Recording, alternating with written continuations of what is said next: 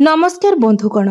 जदि जेते चेष्टा परे मध्य आपण दारिद्र्यतारू मुक्ति पाई पारु नाहंती, निर्धनता एवं दारिद्र्यता आपणकर पीछा छाड़ू नाही एवं आपण सर्वदा आर्थिक समस्या रे चिंतित रहुछंती, तेबे आपण शनिवार दिन सोरिष तेल रे गोटिए लवंग पकाई गोटिए छोटिया उपाय को पालन करि नियंतु। एही छोटिया उपायटी द्वारा ही आपणकर आर्थिक समस्या निश्चित भावरे दूर होई जीवो एवं शनिदेवଙ୍କ कृपारू आपणଙ୍କୁ जीवन रे कदापि भी निर्धनता एवं दारिद्र्यतार सामना करबाको पड़िबो नाही। तेबे आजिरो एही भिडियोटी विशेष करी शनिवार उपरे आधारित अटे। आपण माने जानती आम सप्ताहर प्रत्येक दिन कौनसी ना कौनसी देवतांको समर्पित अटे। सेही भली शनिवारटी न्यायर देवता प्रभु शनिदेव को समर्पित अटे। प्रभु शनिदेव को प्रसन्न करबा पई एही शनिवारटी को सर्वोत्तम बोली माना जाई थाए। ताठारो विशेष कथा हेउछि जे एही वर्ष 2024 मसिया अटे एवं एही अंकटी प्रभु शनिदेवंकर अटे, अर्थात एही वर्ष उपरे शनिदेवंकर आधिपत्य सबुठारो अधिक रहिछि। तेबे एही वर्ष आपणଙ୍କ ପାଇଁ सुवर्ण सुजोग अटे प्रभु शनिदेव को प्रसन्न करबा ପାଇଁ। तेणु आपण जदि शनिवार दिन एही उपायटी पालन करि नियंती, भक्ति एवं श्रद्धा पूर्वक आपण नियम सहकारे उपायटी पालन करि नियंती, तेबे निश्चित भावरे आपणଙ୍କୁ प्रभु शनिदेवंकर कृपा प्राप्ति हेबो एवं आपणଙ୍କ जीवन रे चलीथिबा अनेक गुडिए समस्यार मध्य समाधान होई जिवो। एहा व्यतीत जदि आपणଙ୍କ कुंडली रे शनि दुर्बल अछंती किंबा आपणଙ୍କ उपरे शनि दशा चालुछि किंबा शनिक सहित जड़ित कोनोसी भी असुविधार आपण सम्मुखीन हेउछंती, तेबे एपरि परिस्थिति रे जदि शनिवार दिन आपण एही विशेष उपायटी पालन करि नियंती, तेबे निश्चित भावरे आपणଙ୍କୁ शनि दशारू मुक्ति मिलिबो एवं शनिकर कोप दृष्टिरू मध्य रक्षा पाई परिबे।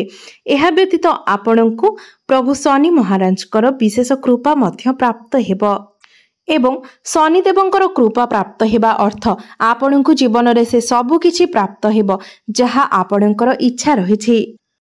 बंधु माने बेले बेले आम जीवन रे एपरि होई थाए जे आमे किछि जिनिस पाइबा पई इच्छा करि थाउ, मात्र सेही जिनिसटी पाइबा पई आमर आर्थिक स्थिति सुदृढ़ न थाई पारे किंबा हुए तो सेही जिनिस को पाइबा पई जेतिके परिश्रम करिबा कथा सेथि पई आम पाखरे समय न थाए। तेबे जो लोक मानकर किछि मनोस्कामना पूर्ण होई पारु नाही, जीवन रे दुख बढ़ी चलीछि, आर्थिक समस्या बढ़ी चलीछि, जेते चेष्टा कले परे मध्य आपणकर समस्या गुड़िकर समाधान हेउ नाही, तेबे बंधु माने आम जीवन रे जेतेबेले समस्या गुड़िक बढ़ी जाई थाए सेतेबेले आमे एही समस्यार मुक्ति पाइबा पई किछि ना किछि उपायर पालन करिथाउ। मात्र केवल उपाय पालन करबा द्वारा ही आपणଙ୍କୁ लाभ प्राप्त होई न थाए। हाँ बंधु माने उपायटी पालन करिवार किछि निर्दिष्ट नियम रही थाए। जदि आपण माने सेही नियम गुड़िक मानी सेही नियम सहकारे उपायटीर पालन करंती, तेबे जाई आपणଙ୍କୁ तार शुभ फल प्राप्त होई थाए। तेबे बंधु माने आजिर विषय वस्तु रे अछि सोरिष तेल एवं लवंग। एही सोरिष तेलटी शनिक सहित जड़ित अटे। तेबे शनिवार दिन आपण एही सोरिष तेलर उपाय पालन करिबा द्वारा आपणଙ୍କୁ निश्चय भावरे प्रभु शनि देवंकर कृपा प्राप्त होई थाए। तेबे बंधु माने एही उपायटी को आपण माननको शनिवार दिन संध्या समय रे करिवार अछि। सेथि पई आपणଙ୍କୁ शुद्ध सोरिष तेल एवं 2टी लवंग नेबार अछि। एहा सहित आपणଙ୍କୁ गोटिए छोटिया गिनार आवश्यकता अछि। सेही गिनाटी जदि लुहार होइथिबो तेबे ताहा अति उत्तम फल प्रदान करिवो, कारण लुहाटी प्रभु शनिदेवଙ୍କ सहित जड़ित अटे। तेबे आपण जदि गोटिए छोटिया लुहार गिना नियंती एवं सेही गिनारे गिना भरी सोरिष तेल नै जांतु, तापरे आपण गोटिए फूल वाला लवंग नहीं जांतु। देखिबे सेही लवंगटी जेपरि कोनोसी जगारो भांगी न थाए किंबा खंडित न होई थाए, संपूर्ण गोटिए भल लवंग आपण नहीं जिबे। तापरे आपणଙ୍କୁ एक दीप प्रस्तुत करिवार अछि। आपण सेथि पई माटीर दीप नै पारिबे। सेथिरे मध्य आपण सोरिष तेल भरि नियंतु एवं गोटिए चुटकी कला राशि पकाई दियंतु। तेबे बंधु माने एहा परे आपण सेही दीपटी को एवं सेही सोरिष तेलर गिनाटी को नै आपणଙ୍କର घर पाखरे थिबा शनि मंदिर को जांतु। तापरे आपण सेही तेल को प्रभु शनिदेव को अर्पण करंतु। मने रखंतु आपण जेतेबेले भी शनि मंदिर को जिबे प्रभु शनिदेव प्रतिमार संपूर्ण सम्मुख रे केबे भी छिड़ा हेबे नाही। आपण गोटे साइड रे ठिया हेबे, ताहा डाहाण पटे हेउ किंबा बाम पटे हेउ, शनिदेवंकर संपूर्ण सामना सामनी आपण केबे भी छिड़ा हेबे नाही किंबा प्रभु शनिदेवंकर आखि रे केबे भी आखि मिसाइबे नाही। सबु बेले तांकर चरण को ही आपण दृष्टि लक्ष्य दे प्रणाम करिवे।